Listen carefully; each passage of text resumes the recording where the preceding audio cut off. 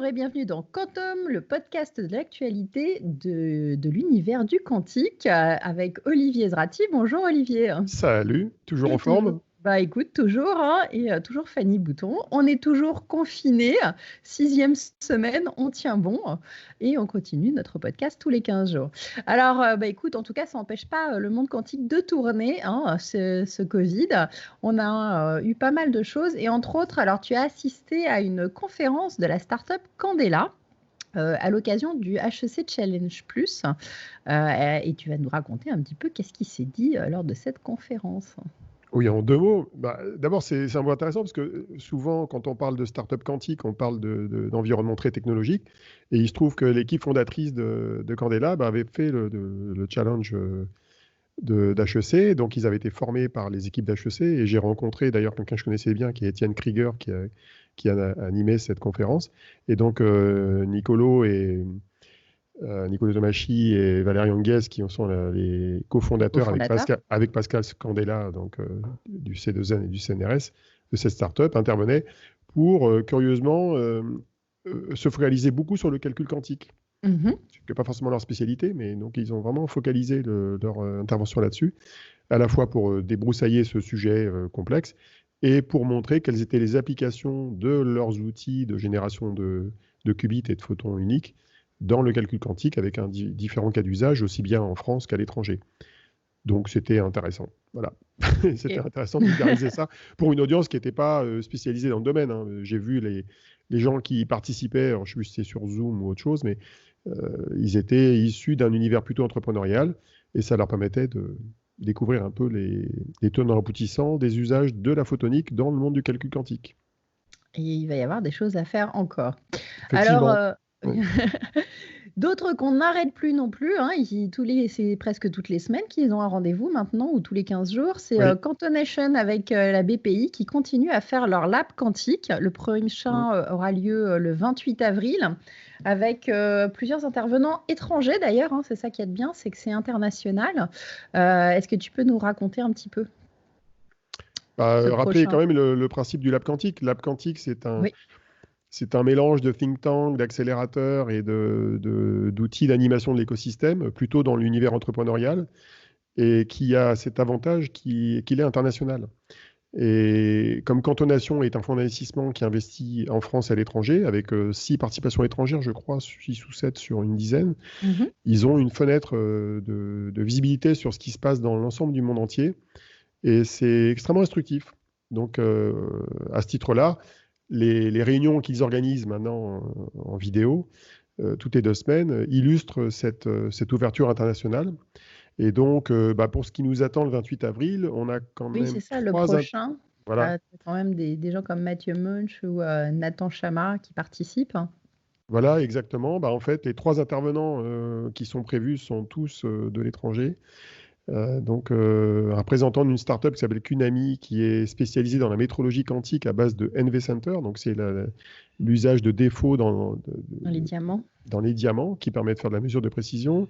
Nathan Chama, qui est basé au Japon, comme son nom n'indique pas, qui gère une Unitary Phone, qui est en fait, qui s'intéresse beaucoup à l'usage de l'open source dans le monde du quantique. Donc ça, c'est un deuxième aspect pas inintéressant dans l'évolution du marché du logiciel. Et puis Roman Norus de Multiverse, qui, lui, est dans une startup qui s'intéresse à la finance, un peu comme Quantifi qu'on avait déjà vu dans un épisode précédent.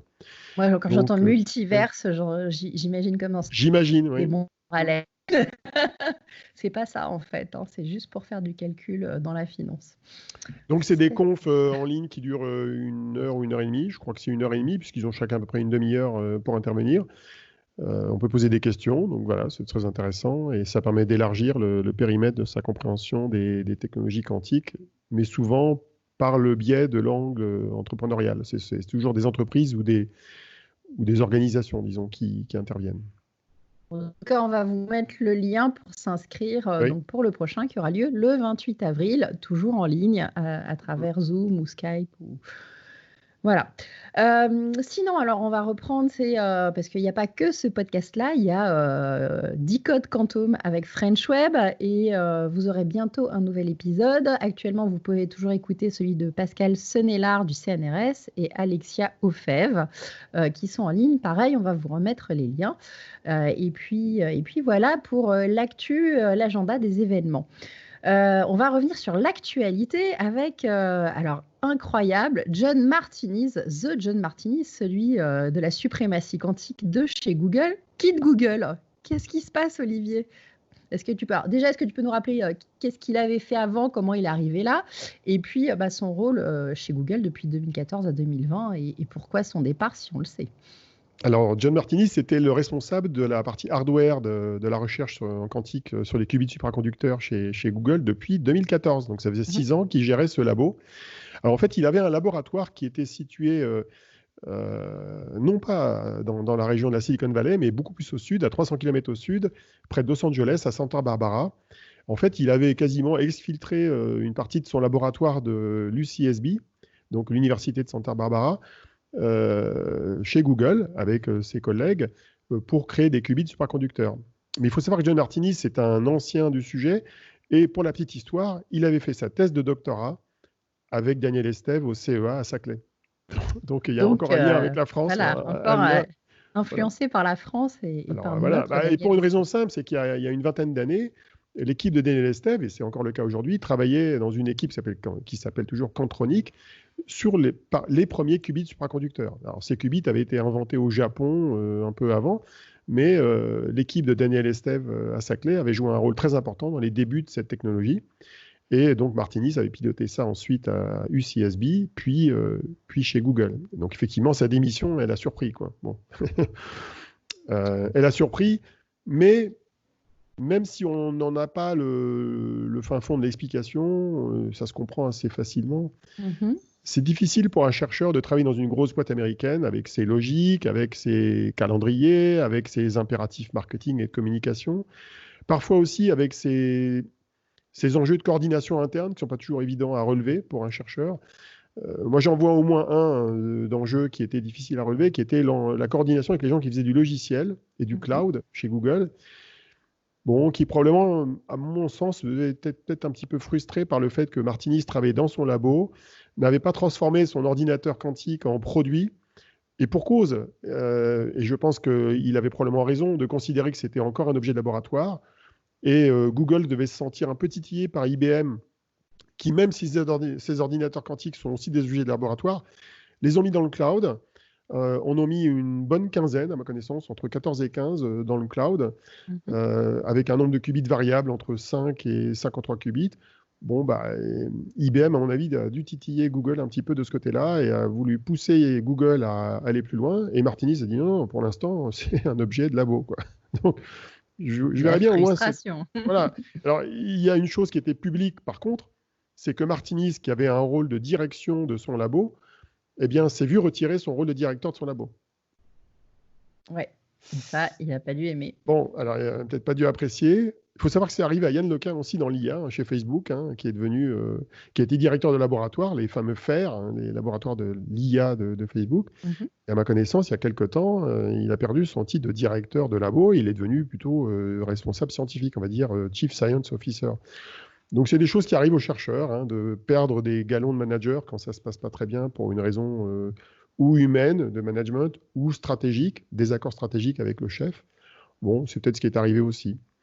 Bon, en tout état de cause, notre ami Martinis, il a été interviewé il y a une semaine par un média américain spécialisé dans le quantique et il a fait des déclarations qui n'étaient pas inintéressantes, finalement, presque en faisant fi de sa démission, à savoir qu'il s'apprête à publier 2 papiers scientifiques construits sur l'architecture de 53 qubits qui a été annoncée en octobre dernier et qui avait donné lieu à cette fameuse suprématie.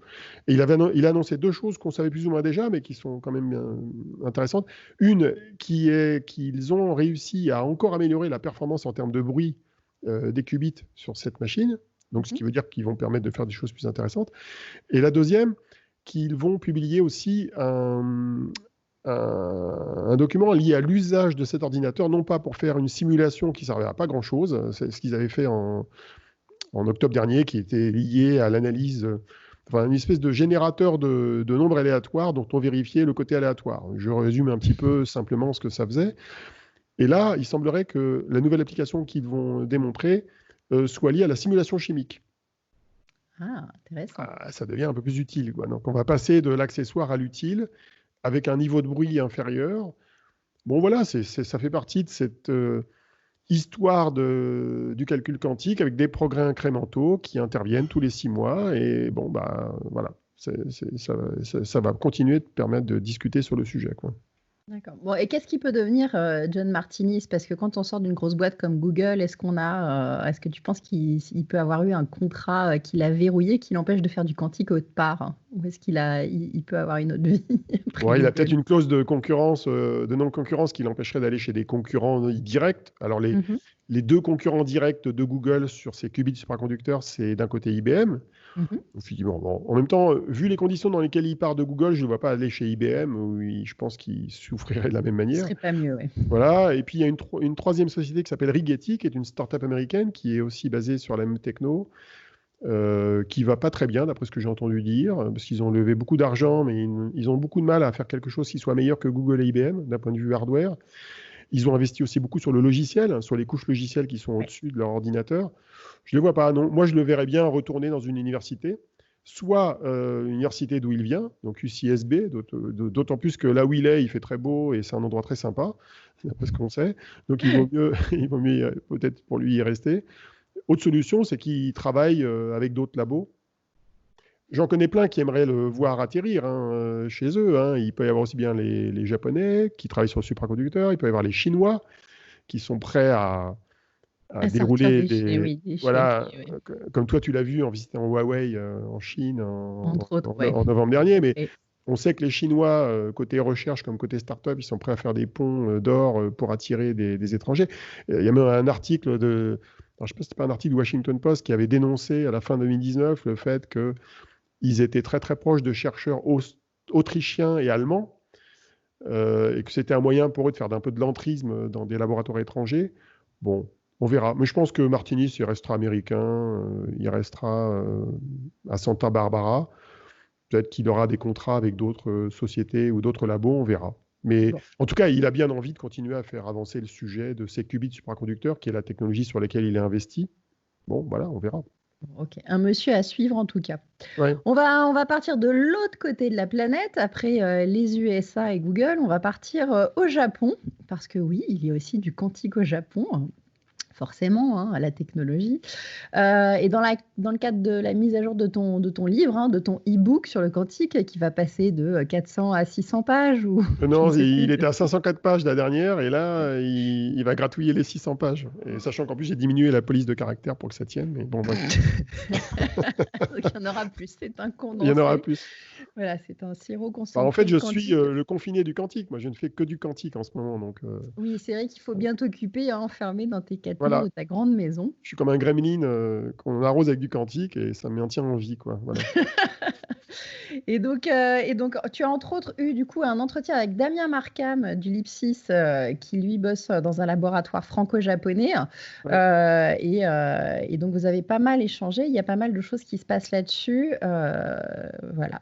Écoute, je te laisse nous raconter, hein, de quoi vous avez parlé.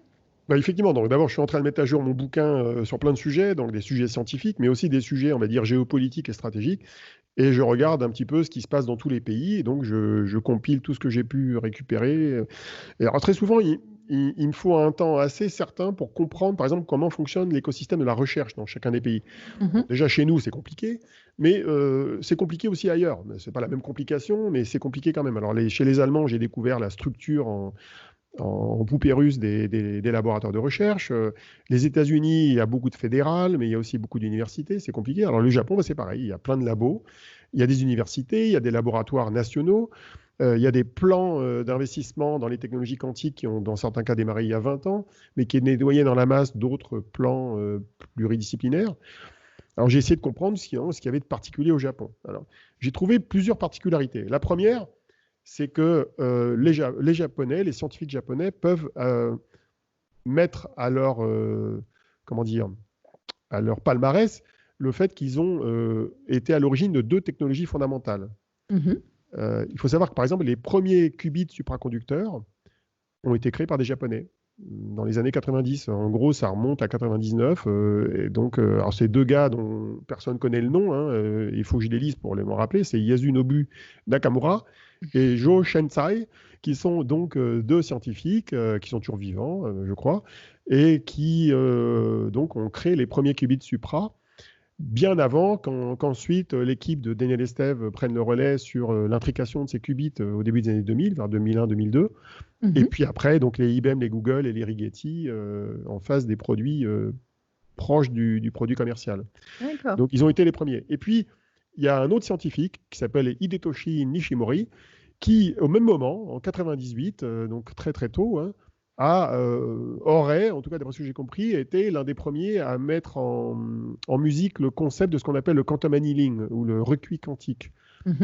C'est une technologie qui est très différente des qubits classiques qu'on utilise chez IBM et chez Google, et qui est utilisée par une société, une seule d'ailleurs dans le monde, qui s'appelle D-Wave, qui est canadienne, qui a été créée d'ailleurs juste à ce moment-là, en 99, qui donc a 21 ans d'ancienneté, et aujourd'hui qui a vendu quelques ordinateurs, qui en a une trentaine dans le cloud, qui travaille avec beaucoup d'entreprises dans le monde, et qui est une technique très différente. Hein. C'est une technique qui consiste en fait à relier des qubits entre eux, de manière un petit peu analogique, à les initialiser dans un état avec des paramètres qui les relient, un petit peu comme dans un réseau maillé, comme dans un réseau de neurones, et qui à partir de là permet de résoudre des problèmes de minimisation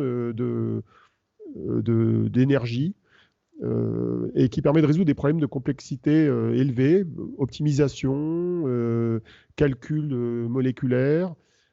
Ça peut servir à plein d'applications, quasiment les mêmes d'ailleurs que la plupart de celles qui servent au calcul quantique classique en général.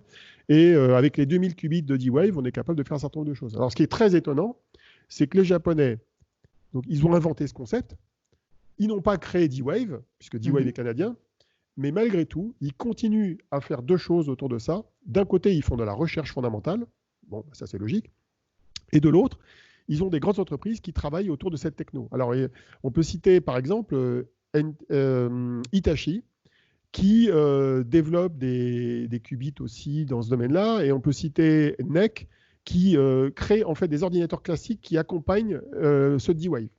D'accord. Et puis il y a une autre boîte qui est assez curieuse, qui est Fujitsu. Alors Fujitsu, eux, ils font de l'annealing, comme on dit, enfin du recuit quantique, sauf qu'ils ne le font pas en quantique, ils le font avec des processeurs classiques au silicium. Donc en gros, ils utilisent le principe général, mais ils le font avec des composants CMOS classiques, donc dans une autre méthode de travail qui n'est pas quantique. Et alors, dernier point qui est relié à cette grande branche du calcul quantique par recuit quantique, eh bien, la quasi-totalité des startups japonaises, il y en a presque une dizaine, sont focalisées sur la création de logiciels, soit des frameworks, soit des applications métiers, mais sur le quantum annealing, et donc principalement autour de D-Wave. Donc c'est assez intéressant, parce que je connais aucun pays qui a mis autant l'accent sur le calcul quantique à recuit quantique, à part peut-être un bout du Canada, puisque D-Wave est canadien, et encore même les Canadiens, ils ont plein de startups qui travaillent sur du calcul quantique classique et pas à recuit quantique. Donc voilà, c'est assez curieux de voir ce pays qui se focalise. Alors moi, il y a 2 ans, quand j'avais commencé à m'intéresser avec toi au quantique, je m'étais dit, tiens, c'est marrant, le recuit quantique, ça marchote, c'est quand même intéressant à regarder en parallèle avec le calcul quantique, je dirais puriste, avec des portes quantiques classiques. Et puis finalement, je n'ai pas vu beaucoup d'excitation sur le sujet en Europe et aux États-Unis. Et là, je vois les Japonais qui sont tout feu, tout flamme dessus. Alors les Japonais, parce qu'ils sont à l'origine de ça et qu'ils ont peut-être une meilleure compréhension de cette partie-là aussi, puisque chacun aussi a ses habitudes et sa culture. On peut considérer que c'est une forme de pragmatisme, en fait. C'est un truc qui marchote. Ça marche pas très très bien. Hein. Il y a beaucoup de gens qui contestent le bien fondé des accélérations quantiques qui sont apportées par cette technologie-là. Mais bon, ça marchote. Les études de cas D-Wave, elles existent. Hein. Elles n'ont pas été déployées forcément à très grande échelle chez des industriels, mais elles existent. Elles ont le mérite de permettre de faire de l'expérimentation. Donc voilà, ils ont décidé de s'investir là-dessus. Alors en même temps, les Japonais ont lancé leur plan quantique. Enfin. Ah, un flagship aussi. Hein.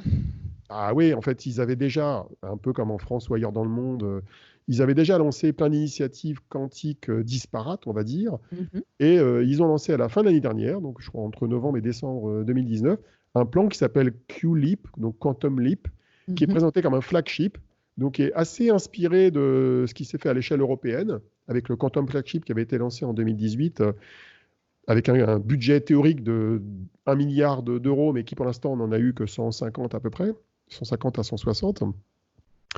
Et ce quantique, il vise à permettre au Japon de tenir tête à la Chine d'un côté et aux États-Unis de l'autre dans la course aux technologies quantiques, en particulier sur l'ordinateur quantique. Alors, ce qui est assez marrant, c'est qu'ils ne sont pas très focalisés. Hein. Ils travaillent dans tous les domaines, hein, comme tout le Ouais. monde. Ils vont faire du calcul quantique. Suprato, silicium. Non seulement ils font du calcul quantique, des télécommunications quantiques, de la cryptographie quantique et de la métrologie quantique, qui sont les Mhm. 4 domaines classiques dans n'importe quel plan quantique de n'importe quel pays. Mais quand on creuse sur la partie calcul quantique, ils veulent investir sur le supraconducteur, sur le silicium, sur les atomes froids et sur la photonique. Donc en fait, ils investissent partout. Et c'est un plan à 20 ans, donc qui est censé se terminer en 2039. Donc c'est très japonais, ça. C'est très long terme, très ambitieux donc, vis-à-vis des Chinois ou vis-à-vis des Américains.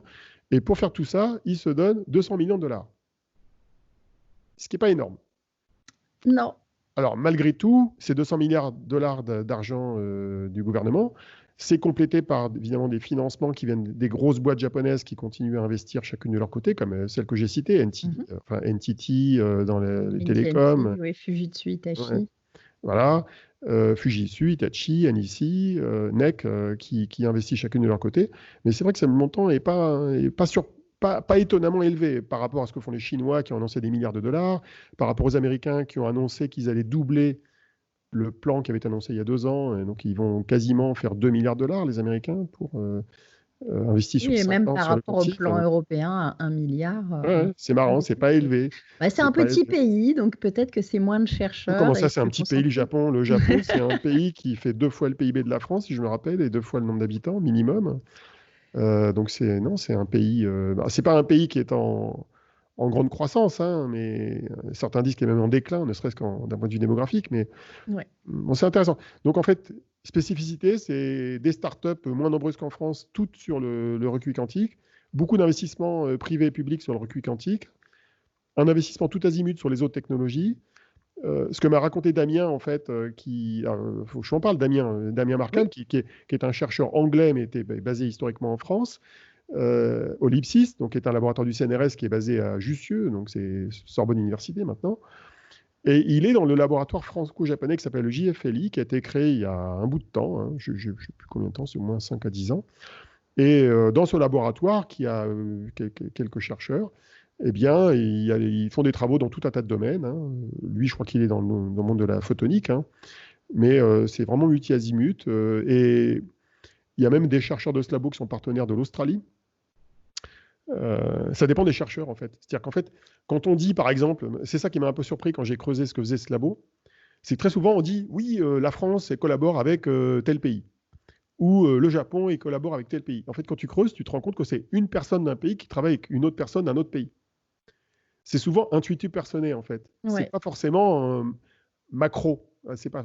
Alors, souvent, c'est mis en sauce par la communication des pays ou des labos pour dire, regardez, les pays collaborent, mais en fait, c'est juste des collaborations de personnes, en fait.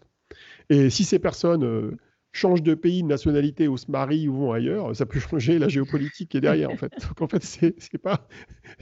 Souvent, il faut vraiment comprendre ce qui se passe au niveau des individus avant même de comprendre ce qui se passe au niveau des pays. Et c'est un peu ça l'histoire du quantique. Comme c'est un petit écosystème, c'est des histoires individuelles. Mm. De gens qui sont entre plusieurs pays, comme Elam Kashefi, que tu connais bien, qui est iranienne, mais qui travaillait en France, après avoir fait des études en Angleterre, qui est marié à un Français, qui est dans un labo qui lui-même a des partenariats avec d'autres pays. Tout ça, ce sont des gens, en fait. C'est des vraies vies de vraies personnes. Hein. Donc, Ouais, exactement. et on a ce syndrome un petit peu partout. Et derrière la géopolitique du quantique qui a tendance à vouloir dire voilà, tel pays se bat contre tel pays, en fait, derrière, il y a des gens qui collaborent intensément à l'échelle internationale et qui font avancer la science.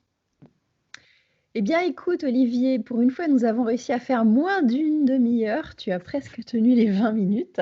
C'est possible. Incroyable. Mm. On va se retrouver dans 15 jours pour... on verra. On a plusieurs sujets Ouais, on a le choix. à débullshiter, à gratter. Il y en a un sur lequel on va aller en profondeur. Hein. C'est celui de la médecine quantique. Il est très polémique. Il y a du vrai, du faux. Est-ce que... On mais a en des tout cas, sujets, je dirais, plus crédibles à traiter avant, heureusement. ouais. Mais Ouais, ouais. celui-ci méritera un petit point un jour. En tout Mm. cas, on vous souhaite une bonne fin de dimanche pour ceux qui nous écoutent aujourd'hui et pour tous les autres, eh ben, écoutez, bonne semaine, bonne quinzaine et à très vite. Et à la Salut prochaine. Olivier. Voilà, salut.